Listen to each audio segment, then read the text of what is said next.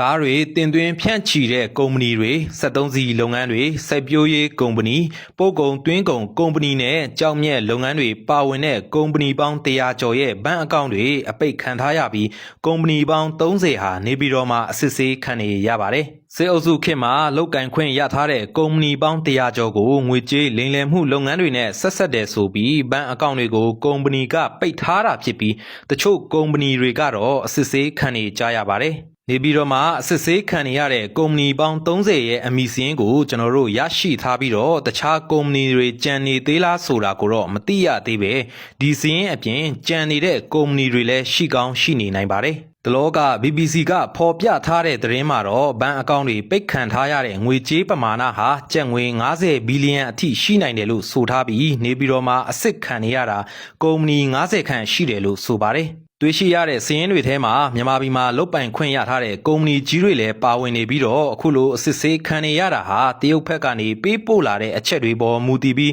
စစ်ဆေးတာလို့ယူဆရပါတယ်မြန်မာပြည်မှာအခြေစိုက်ငွေကြေးလိမ်လည်တဲ့လုပ်ငန်းတွေဟာရှေ့ရခင်တုန်းကလည်းတရုတ်မြန်မာနယ်စပ်ကကုန်သည်လုပ်ငန်းရှင်တွေရဲ့ငွေကြေးလွှဲပြောင်းမှုတွေကိုအသုံးချပြီးငွေကြေးခွာချတာတွေရှိခဲ့ပူပါတယ်2013ခုနှစ်ကစလို့2018ခုနှစ်တွေအတွင်းတရုတ်ဟာရှမ်းမြောက်ဒေသကမြန်မာကုန်သည်လုပ်ငန်းရှင်တွေရဲ့ဘဏ်အကောင့်တွေမကြာခဏပိတ်ခဲ့ပူပြီးအခုချိန်မှာလည်းအလားတူဖြစ်ရပ်တွေရှိနေဟန်တူပါတယ်မြန်မာမှာအခြေစိုက်နေတဲ့ငွေကြေးလိမ်လည်တဲ့လုပ်ငန်းတွေဟာငွေကြေးခွာချဖို့အတွက်ကုမ္ပဏီတွေထူထောင်တာငွေကြေးလွှဲပြောင်းဖို့အတွက်အသုံးချတာမျိုးတွေရှိလာလို့အခုလိုစစ်ဆေးခံနေရတဲ့ပုံပါ